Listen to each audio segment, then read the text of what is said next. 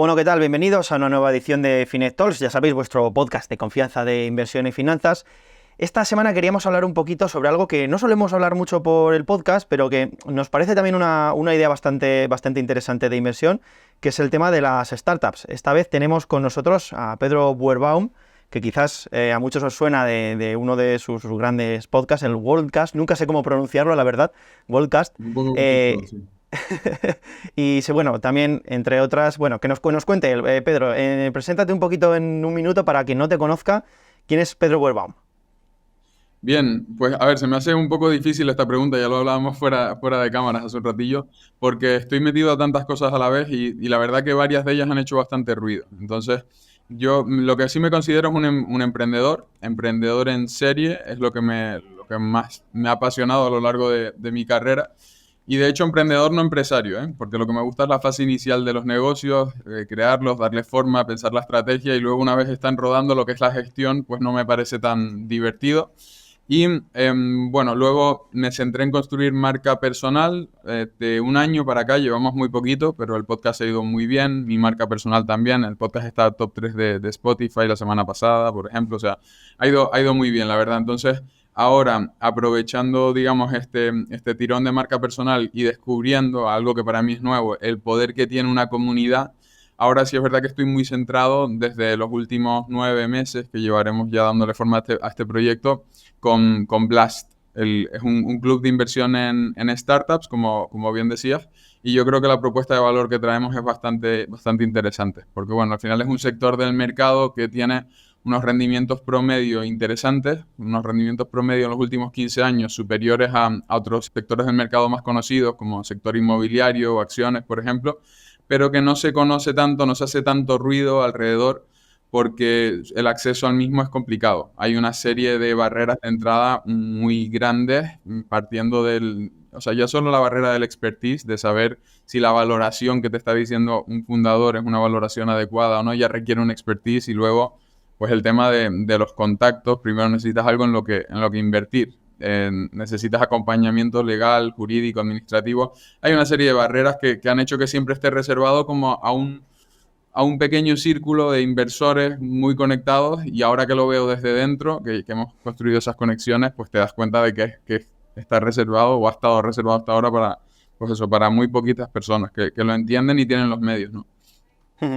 Bueno, has dicho top 3 el podcast, más o menos rivalizando con el nuestro, una cosa parecida, o sea, estamos a una escala similar. Nosotros estamos el 4, Pedro está por el 3, más o menos, algo así.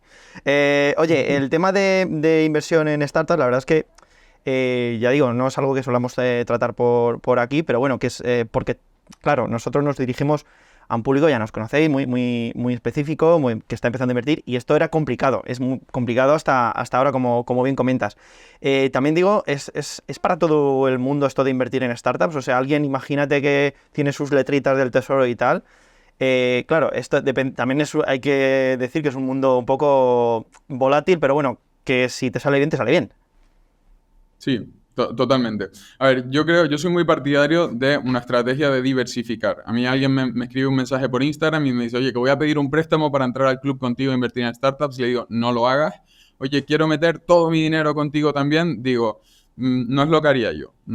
Creo que diversificar es importante y además nosotros dentro del club, por ejemplo, algo que decidimos implementar y que nos parece, o sea, es obligar dentro de cada membresía a diversificar también dentro del club, porque al final Ujú. esto es un juego de, pues, apostar, digamos, por diferentes proyectos que son proyectos realmente muy ambiciosos, son también complejos de ejecutar. Lo que pasa es que lo que decías, cuando salen bien y das con un holder, das con un idealista, pues los múltiplos son múltiplos muy grandes. Entonces, nosotros, por ejemplo, implementamos un mecanismo que si tu membresía te permite invertir, me invento, hasta 30.000 euros al año, pues en cada ronda puedes entrar con un máximo de 5.000 y por lo tanto estás obligado a diversificar tus inversiones en 6 tickets diferentes.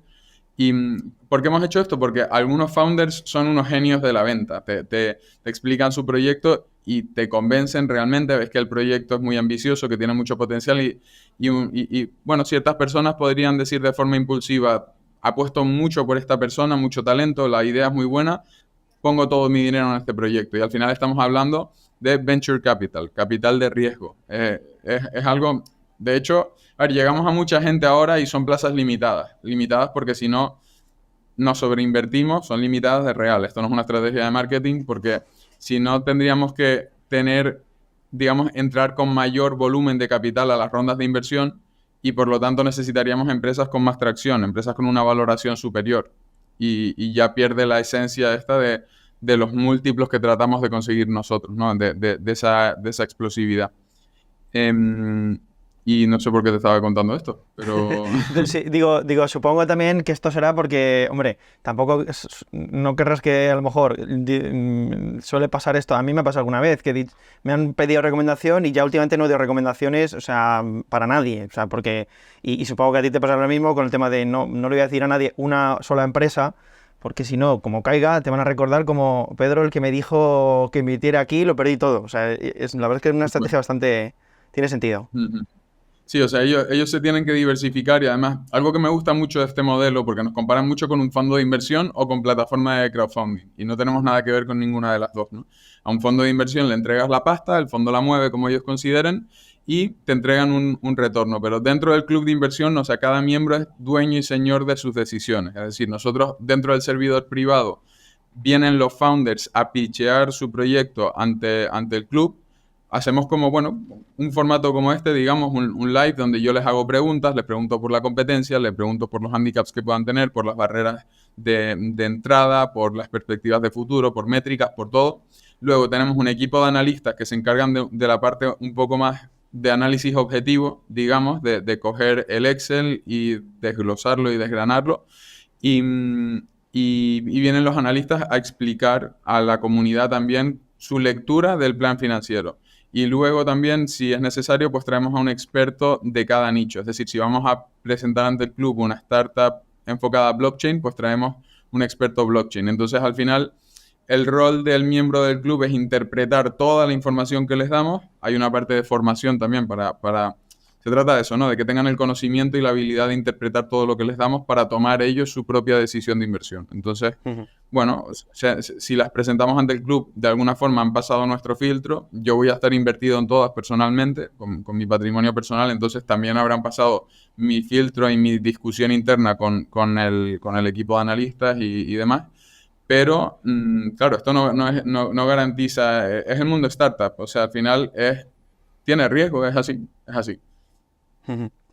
Bueno, hablando de riesgos, se me ha olvidado comentaros, ya lo sabéis, los que sois habituales, pero bueno, que aquí lo que hablamos evidentemente no es nunca una recomendación de inversión, que la inversión contiene riesgo, ya lo sabéis, simplemente estamos viendo pues opciones, os traemos todas las semanas opciones un poquito para que vosotros mismos decidáis, pues bueno, en base un poco a vuestro perfil de riesgo, qué os conviene.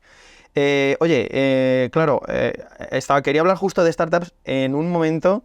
Claro, si me permite la expresión, Pedro, les has echado narices, porque has entrado justo en un momento en el que, claro, con el tema tipos de interés altos, las empresas pequeñas quizás a lo mejor están sufriendo quizás algo para financiarse. O sea, ¿por qué precisamente ahora entrar en temas startups? Sí, a ver, al final el mundo startup es un poco como que va, digamos, a su bola, va por su camino paralelo un poco fuera del mercado, en el sentido de que lo que buscamos es apostar por 10 jinetes y encontrar el outlier que paga la fiesta completa. Entonces, pues encontrar el Typeform, el Factorial, estos casos de éxito que de repente hacen que el múltiplo de una cartera diversificada, el promedio de toda la cartera, sea muy bueno y al final, bueno, estas startups a veces aparecen en tiempos de crisis, de repente, o sea, la crisis de 2008, por ejemplo, dejó muchas muy buenas startups por el camino porque se desgrana todo el mercado y encuentran nuevos enfoques, nuevos ángulos de entrar a digamos, industrias que funcionaban de forma estable. O sea, esos outliers siempre existen. Creo que el panorama de startups en España y a nivel internacional, al final, es interesante y va a ser interesante de cara al futuro, porque al final una startup, por definición, es un modelo de negocio tecnológico, innovador, escalable, y al final creo que la tecnología es lo que va a dar forma. Yo personalmente creo que vienen 15 años muy locos en cuanto a cambios tecnológicos, en cuanto a cambiar nuestra forma de interactuar con el mundo tal y como lo conocemos. para bien o para mal, ya no, no entro ahí, pero creo que el progreso pues viene por ahí y que esas empresas van a estar apareciendo realmente.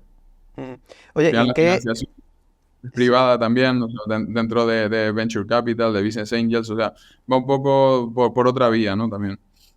en qué se fija un inversor en startups a la hora de elegir compañías? O sea, ¿qué es lo que tú ves que dices, tiene que tener esto, esto y esto, si no, no entro?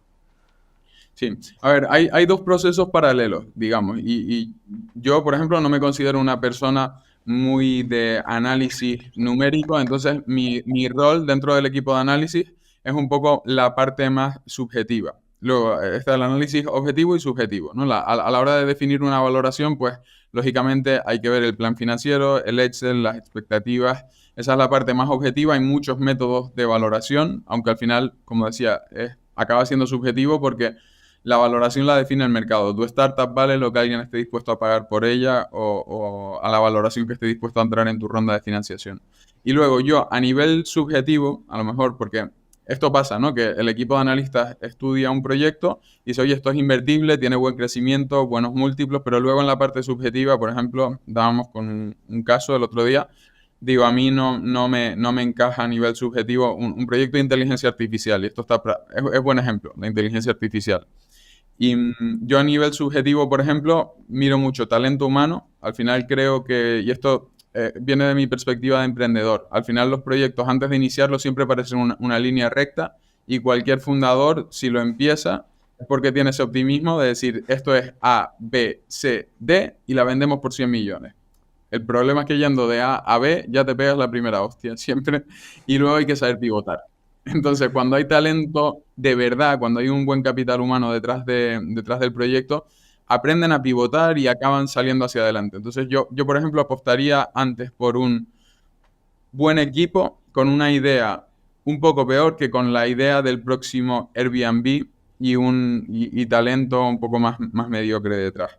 Luego creo que es muy importante la defensividad, o sea, la capacidad de establecer barreras de entrada. Al final, cuando eres un negocio tecnológico, es medio fácil que te copien, digamos, que te entren competidores de forma muy rápida. Entonces, el tener esas barreras de entrada, el que sea bastante difícil copiar tu modelo de negocio, me parece una gran ventaja. Un buen ejemplo de todo esto es la inteligencia artificial, ¿eh? Porque muchos proyectos nos vienen que los ves en el Excel y dices, esto es invertible, crece muy rápido, tiene sentido todo, pero luego resulta que es una interfaz bonita conectada a la API de OpenAI.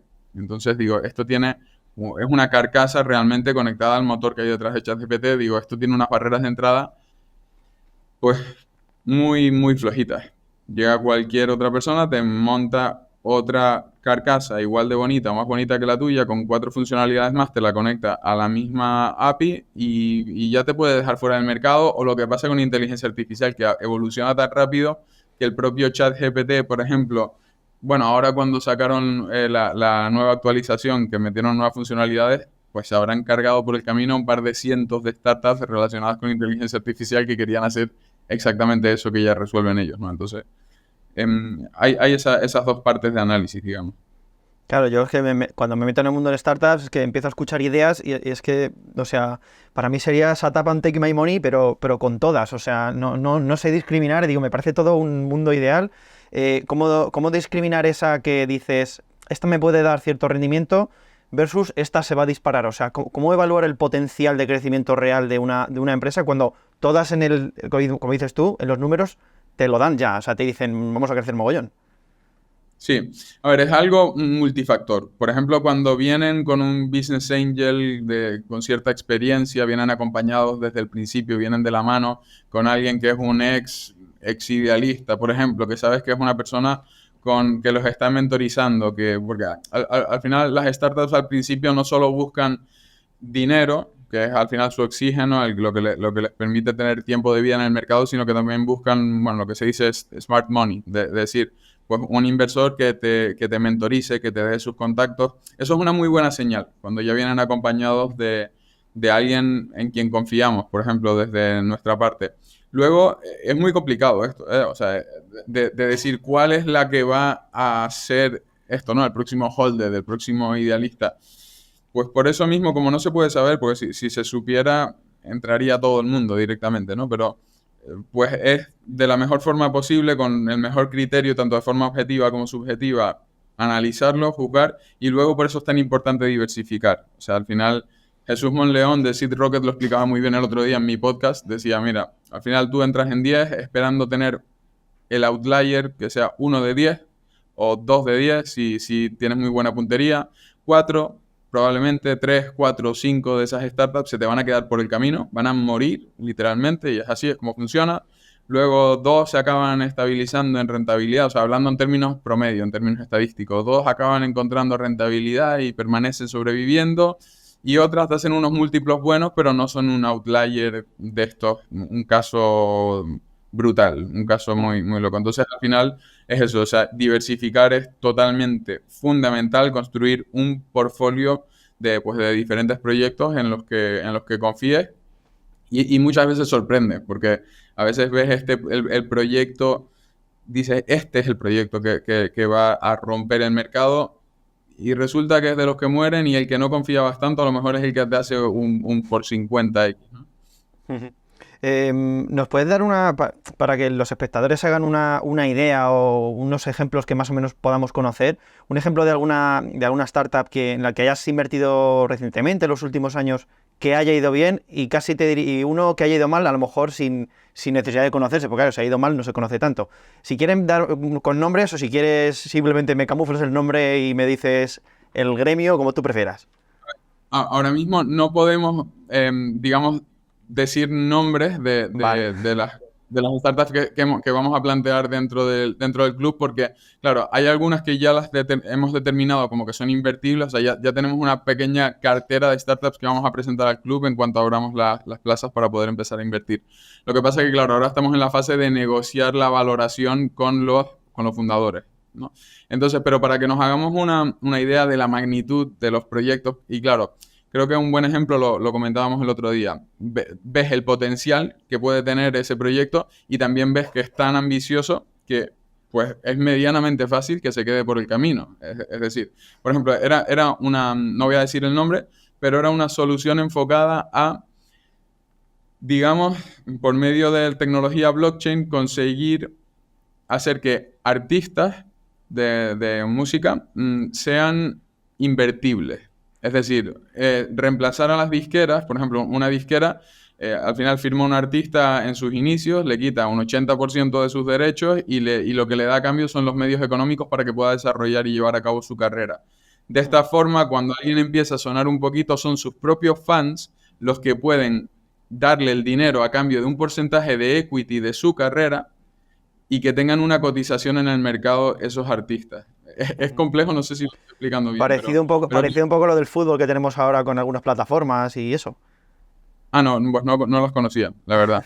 Pero básicamente, que si hubieras comprado Drake en 1998, pues a día de hoy sería como haber invertido en Amazon. Y claro, esto es algo que digo, me parece muy bonito, me parece incluso que los artistas luego tienen el poder de recomprar los derechos de su carrera a sus propios fans, dándoles a sus fans una inversión rentable. Es tu propio fan el que se enriquece por apoyarte. O sea, creo que la relación es muy bonita. Claro, es un proyecto que esto, pues una startup de este estilo, si esto sale bien y tiene muy buena pinta, tiene muy buen equipo detrás, mucho talento detrás de ese proyecto, si esto sale bien, estamos hablando de un modelo de negocio de bueno, de un gran volumen, de una gran magnitud. Ahora, es tan ambicioso que puede que salga mal. Entonces, claro, poner todos los huevos en una cesta como esta, pues no es, bueno, por lo menos no es algo que yo aconsejaría. Pero distribuir tus huevos en 10 cestas diferentes de este estilo de negocios, pues si te sale bien una de esas 10, pues claro, los resultados también es algo porque estamos en un punto que es curioso, ¿no? Porque no queremos meter un volumen enorme de gente al club de inversión, queremos meter a personas que entiendan el producto, o sea, que entiendan lo que hacemos y cómo lo hacemos. Y está claro, las dos principales características de este tipo de inversiones que necesito que entiendan es, por una parte, el tema del riesgo. Tienes que acostumbrarte y tener estómago para decir, pues puede que varias de las inversiones que hago desaparezcan y ese dinero que invertiste ahí desaparece, mientras que otras siguen funcionando. Y el segundo aspecto que me parece fundamental que entiendan aquellos que estén interesados es la liquidez. Esto no es un mercado cotizado, no es como comprar y vender acciones que, bueno, tienes acciones de Coca-Cola, pulsas un botón y las puedes vender directamente a un mercado de compra-venta continua, sino que aquí necesitamos esperar eventos de liquidez para que la parte de equity que nosotros adquirimos se convierta, pues, o sea, vuelva para atrás convertida en cash. Y esto es, pues, básicamente, hay 3 opciones principales. 4, teniendo en cuenta que vamos o sea, estamos trabajando en implementar un secondary interno, o sea, un mercado secundario, donde entre los propios miembros del club puedan comprar y vender su parte de equity, ¿no? Luego, los otros eventos de liquidez serían una ronda de financiación posterior, donde pues, un fondo podría estar interesado, por ejemplo, en comprar nuestra parte del club. Podría ser un IPO, es decir, la empresa sale a bolsa, pasa a estar en un mercado cotizado y por lo tanto encontramos liquidez. O un exit. Los fundadores deciden vender la empresa, pues, vendemos nuestra parte con ellos y vuelve el dinero para atrás. Entonces son inversiones a largo plazo. Estamos hablando probablemente de algunos años. Al final es lógico y normal. O sea, el riesgo y la falta de liquidez, o sea, no existen activos en el mercado y ustedes bien lo sabrán, que sean seguros, que sean muy líquidos y que tengan un rendimiento potencial muy alto. Al final es como funciona esto. O sea, nota al margen, si eres de los que en 2022 tu fondo de renta fija cayó un 4 o 5% y te asustaste y saliste y dices que no, igual no es para ti. Pero si tienes un perfil un poco más arriesgado, pues bueno, quizás podría ser una opción. Oye, ¿qué consejos le darías a alguien que quiera incluir inversión en startups en su cartera? O sea, ¿por dónde empezar? ¿En qué se debería fijar? A ver, para incluirlo, o sea, realmente los mecanismos que existen a disposición del inversor retail, al final son pues algo como lo nuestro, Blast. Luego está plataformas de crowdfunding también. Lo que pasa es que nosotros pues rompemos ciertas barreras que sí que tienen las plataformas de crowdfunding. O sea, para mí la principal, y esto se habla del sector venture capital, es que al final salen, o sea, los proyectos que llegan al crowdfunding son aquellos que no han conseguido levantar pasta en venture capital normalmente. Entonces acaban ahí. Entonces igual estamos hablando de deals de menor calidad por lo general. Luego hay una barrera de expertise. Al final, pues si no tienes los conocimientos necesarios para ver si esa valoración es justa, la valoración que te están pidiendo en la plataforma de crowdfunding o la valoración que piden esos fundadores, puede ser, bueno, pues puede ser complejo. Y luego también, pues que de alguna forma un fundador para entrar en una plataforma de crowdfunding tiene que compartir sus datos públicamente. Es como desnudarse y esto es algo que creo que no le hacen mucha gracia. Así como no les hace mucha gracia tener en el cap table a 150 inversores diferentes que al final te piden explicaciones, te mandan mails. Nosotros somos un intermediario que tratamos de romper esa barrera de falta de expertise para democratizarlo al máximo posible y somos los únicos, o sea, el club es la única entidad que hay en el cap table de la startup y somos los que estamos con ellos en el board y los que recibimos y transmitimos las explicaciones de alguna forma. Entonces, lo que diría para alguien que se está iniciando es, a ver, realmente, a no ser que tengas mucho capital y puedas crear tu propio, o sea, o conseguir tu propio acompañamiento legal, jurídico, administrativo, es complejo entrar a este tipo de... el problema es que tampoco vas a tener deal flow, no vas a tener en el mail decks de fundadores para poder invertirles. O sea, hace falta, de normal, hace falta pues este tipo de mecanismos, hablando del inversor retail. Ya si hablamos pues de un family office que están, bueno, hay clubs de inversión más selectos que a lo mejor tienen 10 miembros, pero ya estamos hablando de otro tipo de capitales, ¿no? Bueno, antes de irnos, te voy a hacer las dos últimas. No quería irme sin preguntarte en qué invierte Pedro Werbaum más allá de startups. O sea, ¿qué es lo que sueles tener por cartera? Si me puedes comentar un poquito así a grosso modo. Claro que sí. A ver, me ha pasado algo curioso y es que hasta hace un año yo no tenía marca personal, tenía mis negocios, entonces siempre, al final, pues, he confiado en mí mismo y digo, la reinversión más rentable es seguir invirtiendo en montar negocios y reinvirtiendo en mis propios negocios. Hace un año es verdad que empiezo el podcast, empiezo marca personal y es algo que genera bastante dinero, la verdad. Y entonces es un dinero que no puedes reinvertir a tu marca personal, a no ser que empieces a pagar anuncios, que es algo que me niego a hacer. Entonces, ahí sí se crea un excedente. Entonces, ¿en qué invierto? Pues tengo un plan financiero personal donde invierto un poco en todo y además lo cumplo religiosamente. Es decir, por ejemplo, pero hablando desde cripto hasta una reserva para sector inmobiliario, que ahora tengo, por ejemplo, ahí capital acumulado, pero no es ir a lo loco a decir, vale, ya tengo el capital para comprar X propiedades, pues las compro automáticamente, sino es una reserva esperando a que lleguen las oportunidades. Entonces, pues invierto, por ejemplo, un 5% nada más, lo meto a cripto, porque sí, porque al final te permite estar al día, pero solo un 5% del excedente. Luego invierto en acciones, pero ahora mismo nada. O sea, yo sí que he tenido épocas de idas y venidas con las acciones, por ejemplo. Una inversión muy fuerte que hice fue durante, justo cuando me cerraron las tiendas en el COVID, el 14 de marzo creo que era, que claro, vi que cerraron mis tiendas y todas las tiendas de Madrid. Y dije, ¿qué va a pasar ahora? ¿Qué va a pasar ahora? Online. Entonces entré muy fuerte, por ejemplo, en Shopify, pero tengo un perfil de inversión que no estoy continuamente invirtiendo, sino que más bien me gusta mantenerme en una posición de bastante porcentaje en cash y en el momento que llega la sangre al río, que veo la oportunidad clara, empezar a invertir. O sea, no tengo una inversión activa continua, siempre, sin parar, sino que es más bien y ahora mismo estoy sentado en una posición de un altísimo porcentaje de cash, la verdad. Y porque, a ver, vienen a mi podcast por ejemplo, Juan Ramón Rayo el otro día decía, no, me comentaba, ¿no? Decía, es que suenan campanas de recesión y a mí no me extraña que no estemos en recesión aún. Entonces digo, pues igual prefiero esperar a que se ponga la cosa fea, que tiene mala pinta según personas que saben mucho más que yo. Pablo Gil también me lo comentaba. Y, y ahí aprovechar las oportunidades. Al final, sí, tampoco tengo prisa ninguna. Yo sigo con mis proyectos, lo que tengo que reinvertir en mis proyectos lo reinvierto. Y, y así, esa es mi postura, básicamente. El esperar oportunidades siempre, no es una inversión 100% activa. Mm. Bueno, es verdad que luego corres el riesgo de a lo mejor perderte estos rallies que hemos tenido los últimos meses y cosas así, pero bueno, es otra manera de aproximarse al mundo de la inversión. Oye, por último me gustaría preguntarte la típica pregunta que le hacemos a todos los invitados que vienen al podcast. Recuerdo siempre si es recomendación de inversión, obviamente. ¿Qué inversión tú crees o piensas que va a ser rentable sí o sí de aquí a 10 años? Que digas, es que esto de aquí a 10 años es imposible que no pueda, o muy mal se tiene que dar para que esto a 10 años no me dé dinero.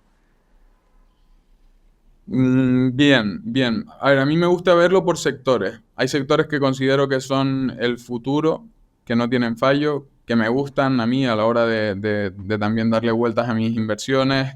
Algo que hago últimamente es hacer media for equity también con tanta exposición, pues al final me gusta participar dentro del equity de diferentes proyectos y apalancarlos en mi marca personal porque también se garantiza el éxito de alguna forma de los mismos o si confío lo suficiente en mi comunidad, ¿no? Pero algo que me está llamando la atención, por ejemplo, la industria del antienvejecimiento.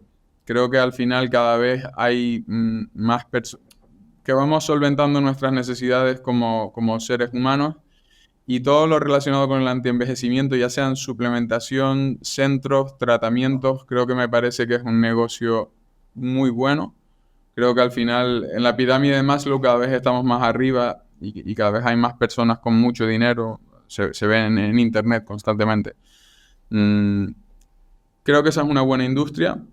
Por ejemplo, la industria de la educación online creo que tiene mucho futuro también. Es algo muy escalable, es algo que permite apalancarte todo lo que está apalancado. Y para mí las cuatro palancas esenciales que hay es mano de obra, capital, el media, o sea, medios de comunicación, redes sociales y el código.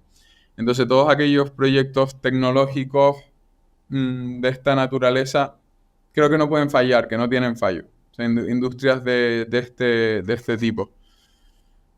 Luego todo lo relacionado con sostenibilidad, creo que va a funcionar muy bien, creo que va a haber también mucho dinero público de por medio ahí, que va a mantener a flote muchos proyectos. Robótica, automatizaciones, creo que son muy buenas industrias también de cara de aquí a 10 años. Por ahí, todas más o menos tienen una misma naturaleza, pero son industrias por las que apostaría mucho, sí. Ujú. O sea, que creo que no Eh, pueden fallar de aquí a 10 años. La industria de la robótica, por ejemplo. Casi nos has dado el catálogo de megatendencias que tienen muchas gestoras de fondos últimamente que vemos por aquí. Bueno, oye, Pedro, ha sido un placer tenerte por aquí, por el podcast Finet Talks. Y bueno, esperamos que haya servido pues eso, para aclarar un poquito más en qué consiste esto de la inversión en startups. Muy bien, un placer, gracias. Y a vosotros, como siempre, pues os esperamos en próximas ediciones, la semana que viene, con más podcast de Finet Talks. No os olvidéis el like. Hasta luego.